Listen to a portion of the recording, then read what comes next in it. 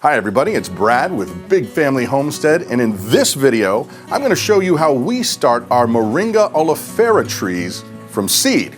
So let's get going. So if there is an actual plant that is as close to a miracle plant as you could get, I would have to say it is the moringa plant, the Moringa oleifera plant. It's an actual tree, and the reasons are so many. I actually have another video that you can check out. I'll pop a little link up here for you to check out all the benefits, but bottom line is it has more vitamin C than oranges, more potassium than bananas, more iron than spinach, has so many amino acids, it's ridiculous. It is so good for you. It's literally curing people of blindness, and famine is being combated effectively with this amazing tree.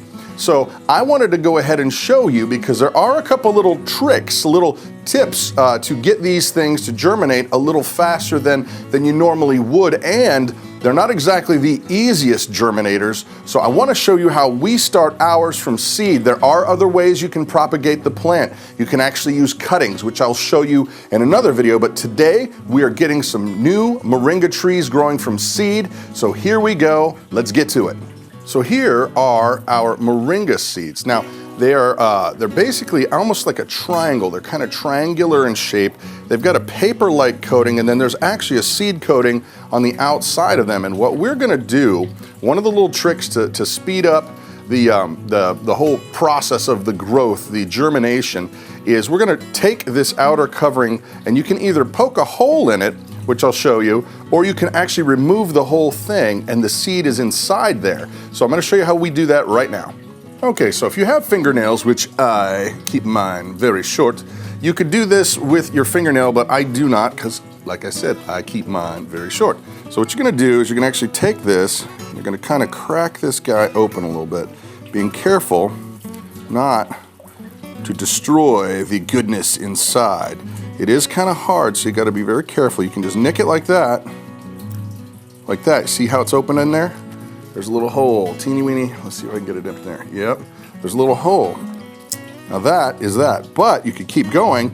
Now you could put this in your garden just like this, or in your soil rather, and the water will get down in that hole. That's what we're really looking for. We want the water to get into this encasement so that it will germinate a lot quicker. Now I'm gonna go ahead and peel the rest of this off very gently, and I'm gonna show you what it looks like without its shell.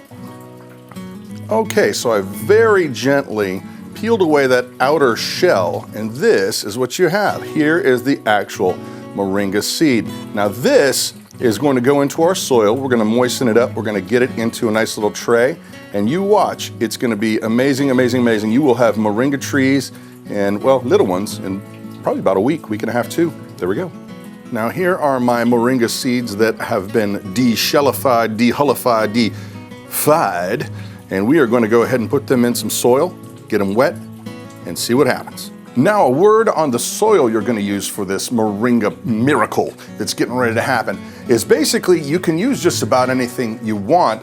Actually, they're very well known for doing well in extremely deplete soils. Sandy soils, they grow best in very, very hot climates.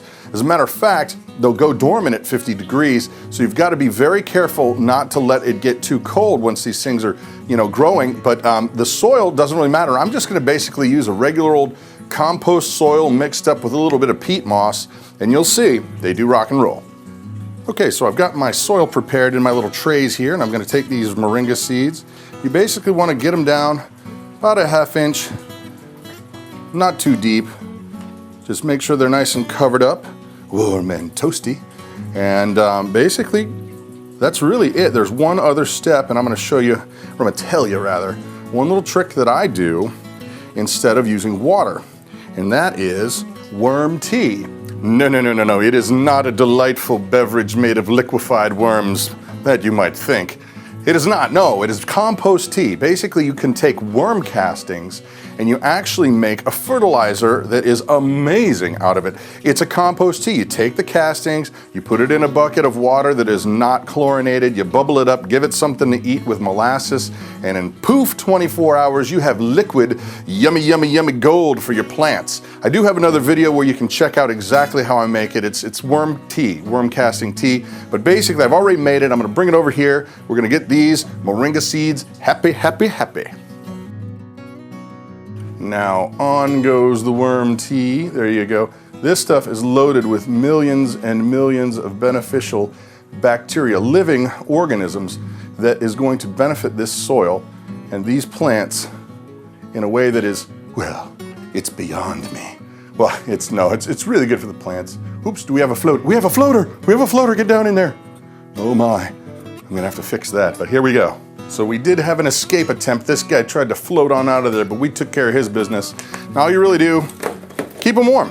I happen to have this little, whatever, top, this plastic top thing. You just basically wanna make sure these things are warm and you will have magic in mere days.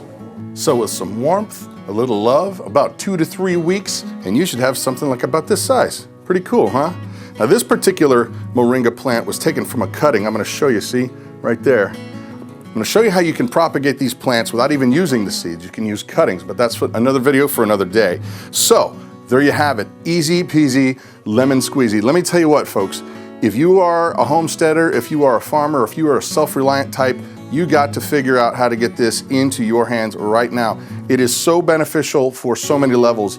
It's said that your medicine should be your food and your food should be your medicine. Well, this plant is extremely exemplary of that on so many levels.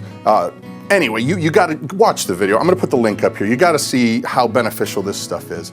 Please pass this video along. I think it can benefit a lot of people, really. So anyway, honestly, pass it along. Please don't forget to like and subscribe it. I am Brad with Big Family Homestead, and you have an amazing day.